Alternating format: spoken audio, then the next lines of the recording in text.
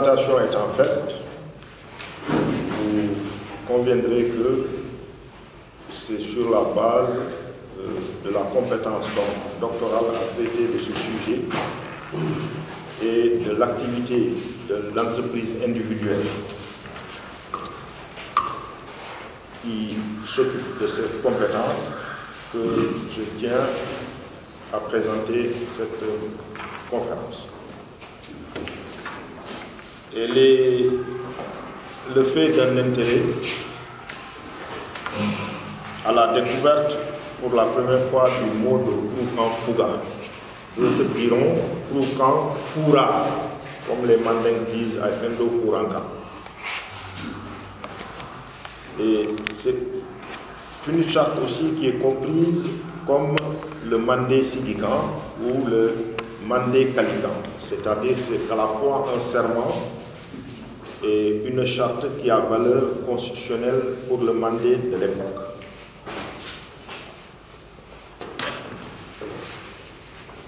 Alors, ce Mandé de l'époque est celui de Soundiata Keita dont beaucoup ont entendu parler à l'école. Si ce n'est à l'école primaire, c'est au secondaire ou dans le cadre de leurs propres activités culturelles ou de leur curiosité intellectuelle. Avant de parler de cette charte en particulier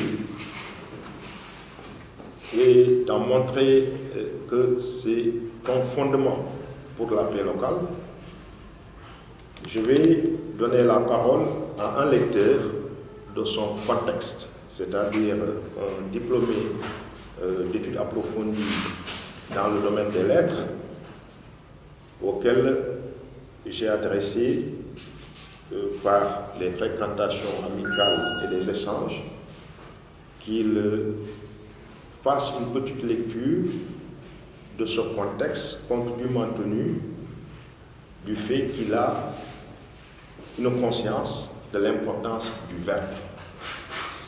Donc, Ahmad, tu vas nous lire, s'il te plaît, l'ambiance de Kroukan Fouga, pour que l'auditoire soit bien préparé à la compréhension de la valeur de la charte de Kroukan Fouga. Keita. Kamadian, son patronyme étant Kamara. Tout ce qui a été entendu à la lecture montre l'institution d'un état de droit, c'est-à-dire d'un régime. Il a fallu organiser un pouvoir qui va être à l'origine de l'institution de la charte de Kroukan Fouga. Mais ce régime n'a pu être institué qu'après une victoire contre la tyrannie et l'oppression de Soumaoro Kanté, dont vous avez entendu les effets par la lamentation de Kamadian. Et la lamentation de Kamadian, qui a participé à la victoire contre Soumaoro, est l'expression des lamentations des populations du Mandé qui subissaient la tyrannie et l'oppression du roi sorcier Soumaoro Kanté, que les gens de ma génération ont appris en histoire pendant leurs études fondamentales. Donc, comme les actes majeurs précédents, qu'il s'agisse de la Magna Carta de 1215 ou de la Déclaration universelle des droits de l'homme précédée par la Déclaration des droits de 1776 ou la Déclaration française de 1789, tous les actes majeurs qui produisent un document de référence pour des sociétés ont eu à combattre une tyrannie et une oppression pour être proclamés. C'est pourquoi on considère qu'il est essentiel qu'un régime de droit soit pour que ces droits-là soient protégés. Donc, la charte du Mandé a été proclamée Et nous savons que les constituants sont à l'organisation sociale. Mais d'où nous devons cette charte du Mandé elle-même comme document? Les travaux d'historiens ont montré, il y a très longtemps, que l'Afrique est bien le berceau de l'humanité. Et même en ce qui concerne l'écriture, des gens ont tenté de décrédibiliser la charte de Koukan-Fouga au motif que les peuples concernés étaient sans écriture. Pourtant, parmi les constituants, il y a les Morikanda, c'est-à-dire 5 classes maraboutiques. Personne ne peut nier à un marabout féru de Coran qui enseigne des gens et auquel la charte de Koukan-Fouga dit qu'il faut leur donner considération et respect puisque ce sont nos maîtres en islam. Manquer de croire qu'ils ont pu écrire. Même si cette écriture n'a pas été peut-être transmise, comme nous savons le cas avec les archives de Tombouctou. Vous savez ce qui peut se passer avec des archives, selon leur degré de protection.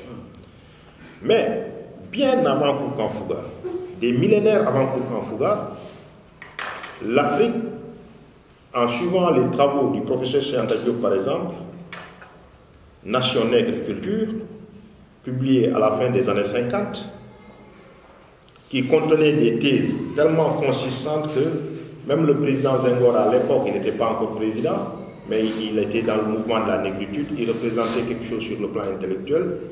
Cheikh Anta Diop a voulu qu'il fasse la préface du livre Nation nègre et culture, mais il a reculé par peur de ce que les Européens qui gouvernaient allaient penser de lui, qui était en politique déjà, députation, etc. Cheikh Anta Diop a démontré, donc finalement c'est Cheikh Anta Diop lui-même qui a fait la préface de son propre livre, mais il a démontré dans ce livre que l'Afrique et les Africains, par l'intermédiaire de la civilisation antique pharaonique, étaient les inventeurs de l'écriture cursive, démotique et hiéroglyphique, c'est-à-dire le même texte égyptien que nous voyons avec l'image, a une écriture cursive qui va de droite à gauche, n'est-ce pas, ou de gauche à droite. Le Coran va de droite à gauche, le français va de gauche à droite. Et qu'on peut lire de haut en bas et de bas en haut.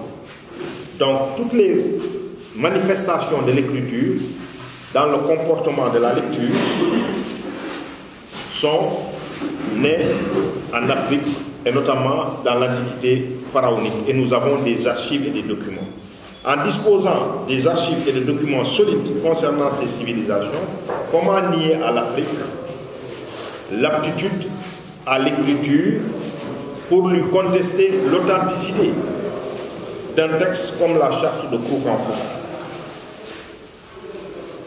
D'évidence, c'est un complexe de supériorité pour que les gens restent toujours dépendants intellectuellement de ceux qui veulent le rendre inférieur. Donc c'est contre cela que des africanistes, en rapport avec tous les traditionnalistes communicateurs, donc ces africanistes doivent de Joseph Kizerbo, donc de Cheikh Anta Diop, Joseph Kizerbo, Youssouf Tata Cissé, Djibril Tamsir Niang, et tous les individus qui présentaient des qualités de ressources humaines, scientifiques, littéraires et artistiques dans ce domaine, ont pu faire en sorte qu'il y ait l'atelier régional de concertation des entre communicateurs et traditionnalistes Maninka, et c'était en Guinée, à Kankan, du 3 au 12 mars 1998. Et ces travaux doivent beaucoup au directeur du CELDO, le Centre d'études linguistiques et historiques des traditions orales, qui est à Niamey, au Niger, et qui est dirigé par M. Mangone Niang. Ils ont pu faire un travail scientifique pour restituer la charte à partir du travail d'ensemble, de compétences même qui venaient parmi les communicateurs de Tambacounda, par exemple, c'est au Sénégal. dans cette multitude, nous trouvons des Sénégalais engagés dans le processus. Il faut comprendre que la charte de Koukan-Fouga couvre un espace culturel qui comprend la Mauritanie d'aujourd'hui, c'est-à-dire toutes les populations qui se reconnaissent dans une institution de Koukan-Fouga qu'on appelle la Sanankouya, c'est-à-dire le cousinage à plaisanterie, qui existe entre les différentes ethnies et les différents noms. Ce cousinage à plaisanterie est institué dans la charte de Koukan-Fouga. Donc il y a la Mauritanie, il y a le Mali, il y a la Côte d'Ivoire, il y a les deux Guinées, il y a le Sénégal et la Ghana. Donc, 6 États ou pays actuels avec leur population qui sont tous liés par un aspect fondamental qu'on appelle le cousinage à plaisanterie et qui est institué dans Koukan-Fouga. Koukan-Fouga couvre tous les aspects de la vie des populations concernées. Même si l'on parle du Mandé, mais il faut imaginer Koukan-Fouga au Mandé comme l'on voit les populations de Goudomp d'aujourd'hui, ou de Dakar, ou de n'importe quelle ville dans leur melting pot. Ça correspond aux cultures administrées par l'État dans son unité. Koukan-Fouga a cette représentation unitaire. Et de Koukan-Fouga à maintenant, il y a 788 ans.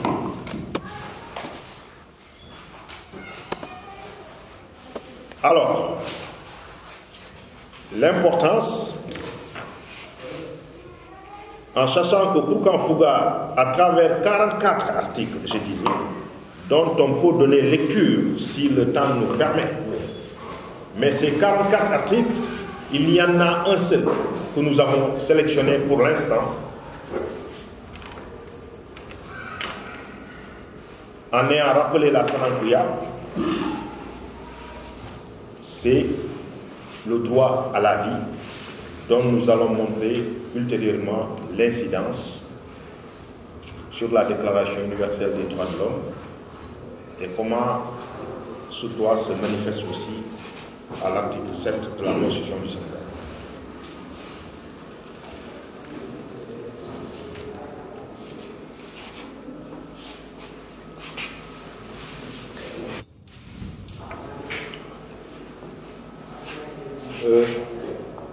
Pour cette première partie de 30 minutes,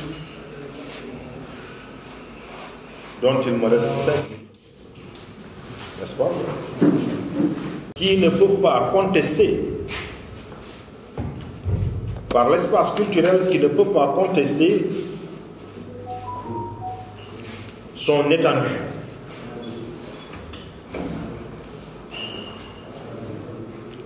Donc, la Sanankouya, qui est garantie par le Tanamoya, c'est-à-dire un interdit de manquer de respect aux uns et aux autres, en étant leur cousin en plaisanterie, c'est-à-dire de consister ou d'affermir leurs relations. L'affermissement de cette relation est semblable à ce qui existe entre le grand-père ou les grands-parents et les petits-enfants. Ça vient de l'article 7 de la charte de Koukan-Fouga, l'institution du Sanankouya. C'est ce qui existe entre beaux-frères et belles-sœurs. Quelle est la famille à Goudomp qui ne vit pas encore avec ses valeurs? Quelle est une seule famille? Y a-t-il une seule famille à Goudomp qui ne vit pas avec les valeurs de Sanankouya?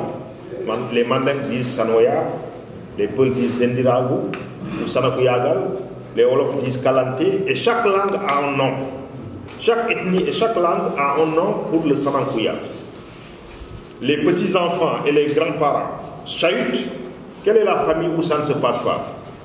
Où le grand-parent même est comme l'égal du petit-fils, qui peut s'en moquer réciproquement.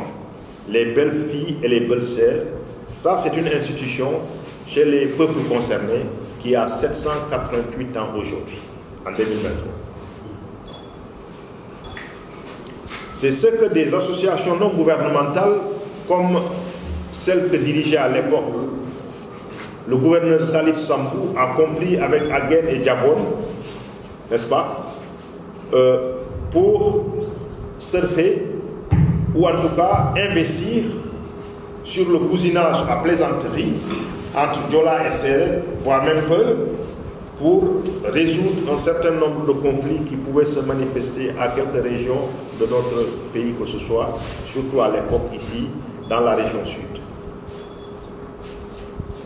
Donc ça montre encore que des responsables gouvernementaux, comme un gouverneur, Salif Sambou à l'époque, avait compris qu'une association pouvait utiliser ce levier-là pour le rapprochement des gens.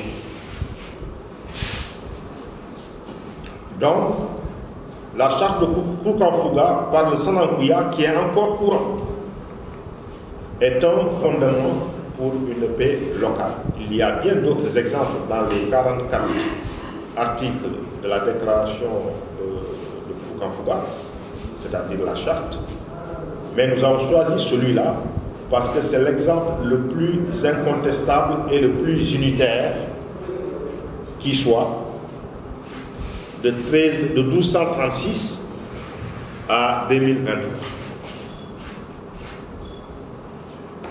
Voilà ce que je voulais dire de la charte de Koukan-Fouga en son premier aspect, fondement pour une paix locale, c'est-à-dire qu'il a fallu instituer un régime, c'est celui de l'empereur Soundiata Keïta, de son patronyme,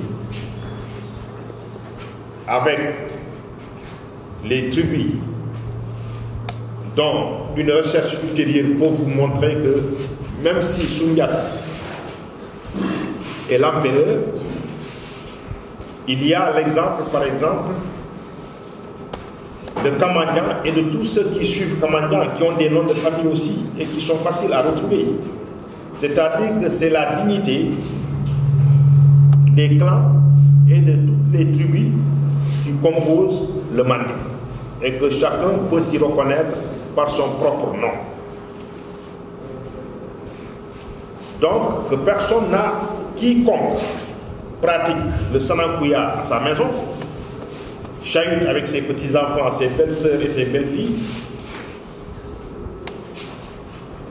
ses beaux-frères surtout, beaux-frères et belles-sœurs, qu'ils se conçoivent comme une partie intégrante de ce processus, et il lui suffit de faire simplement une recherche Google sur les personnes, le patronyme des personnes présentes à Koukan-Fouga pour probablement retrouver son propre nom de famille ou un nom de famille auquel il est lié. Ça, c'est essentiel. Une valeur d'une charte pour une paix locale et qui se vérifie dans la vie quotidienne des uns et des autres.